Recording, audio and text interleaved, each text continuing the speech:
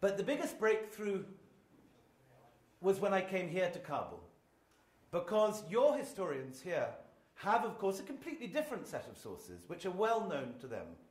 The magazine Ariana, in the 1950s and 60s and 70s, was publishing the newly discovered Afghan sources for the war.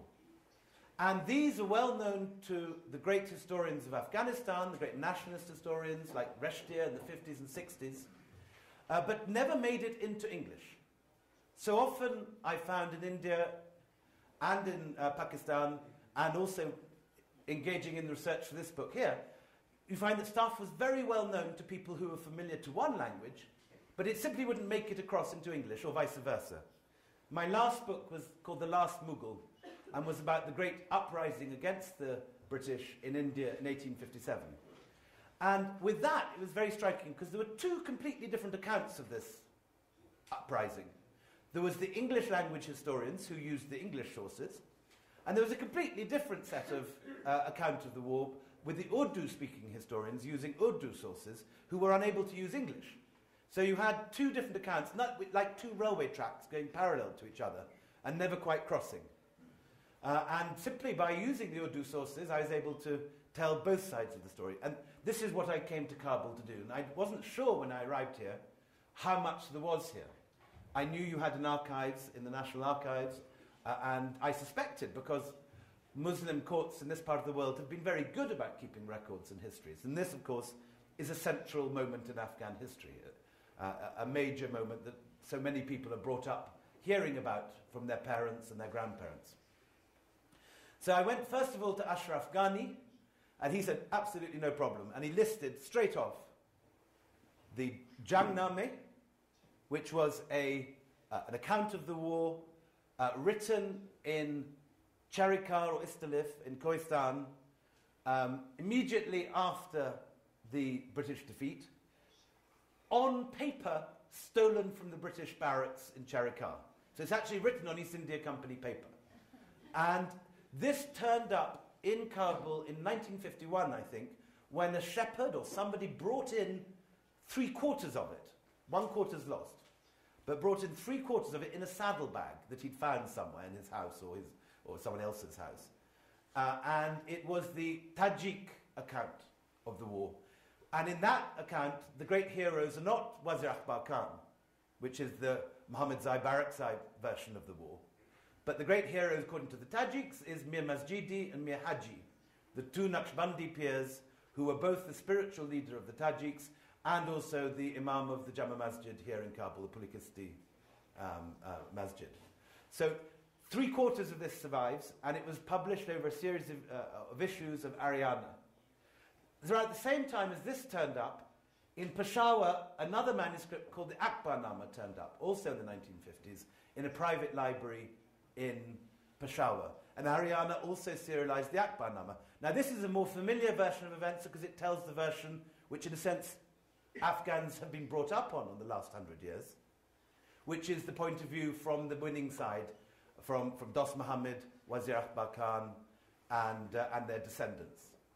And just like in a court case, when different people are giving evidence, you have to weigh up who's telling the truth, who's got an interest in protecting one person or glorifying another person. And what emerges very clearly in the different Afghan accounts is that the Barakzai version is only the war seen from a particular angle. And I think one thing that has come out of this study very clearly is that Shah Shuja, who is remembered here as a quisling, as the man who sold out Afghanistan to the British, who was a traitor, who was a failure. This, in a sense, is a version which has grown over the last 150 years as historians working for the descendants of Dost Muhammad Khan, the Muhammadzai court, have glorified the Muhammadzai and denigrated the Sadozai.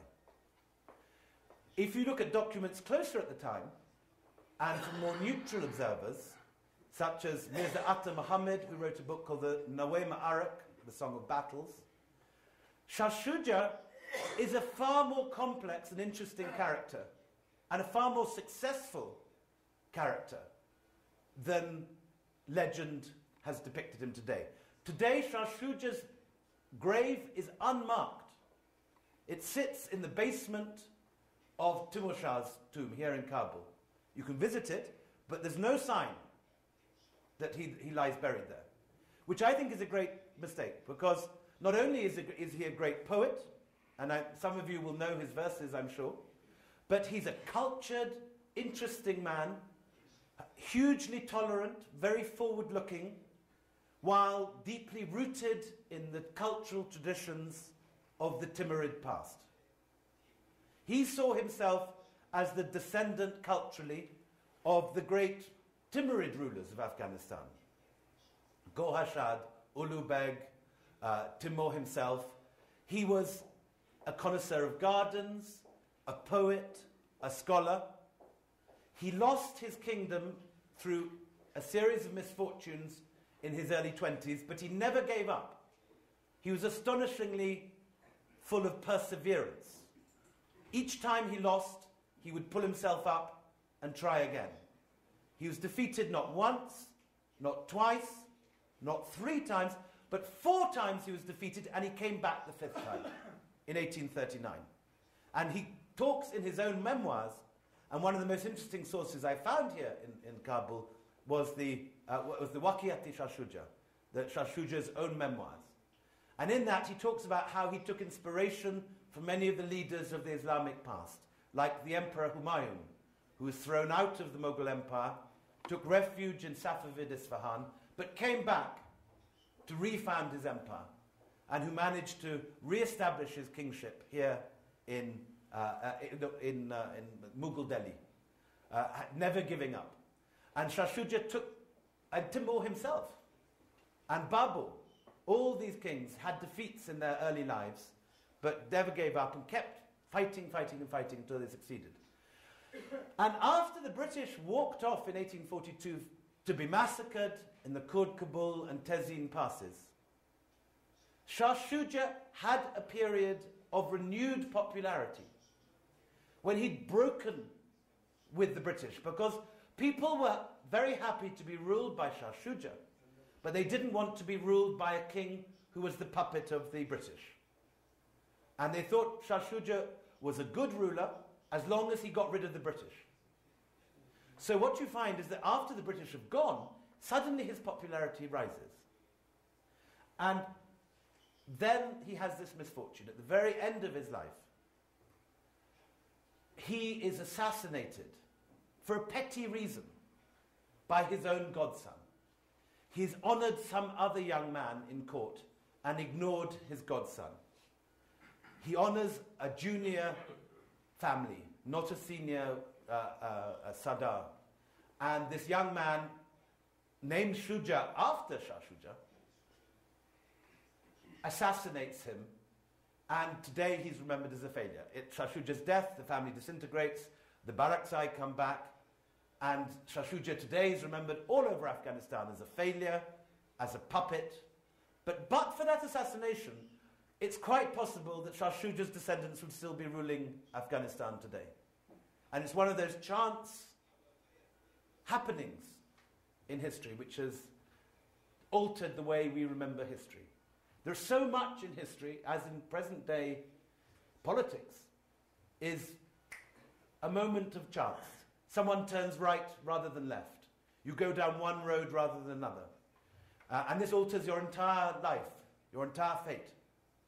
And this is true of Shah Shuja. Had he not been assassinated by that godson, his dynasty could be here today. But it wasn't to be. He was assassinated, that was his fate, and he lies without even a tombstone today and remembered as a failure. But I truly believe that he is a much more magnificent and interesting and cultured figure than he is remembered today in Afghanistan. And I hope that maybe one result of this book will be that people will look at him again. Afghan historians will dust out some documents, and he can be looked at from a new perspective today. So, to tell the story, here is Shah Shuja. The story opens... Before I start, how long have we got, Nancy? Well, some people will have to leave. So 20 minutes, half an hour? Yes. Half an hour, okay. Okay, so the story opens on a hot desert night between Meshed and Herat in the summer of 1837. The Shah of Iran, Muhammad Shah Qajar II, has made a promise in his coronation speech that he will take from the Afghans Herat, which the Persians claim as their own. And his first action in his first year of rule is to march the Imperial Persian army from Tehran to Meshed and to prepare to attack Herat. Herat in 1837 is ruled by one of the Sadrzai families, Kamran Shah Sadrzai. It's an independent city-state, Sadrzai city-state. In order to observe the war which is about to break out, the British send a young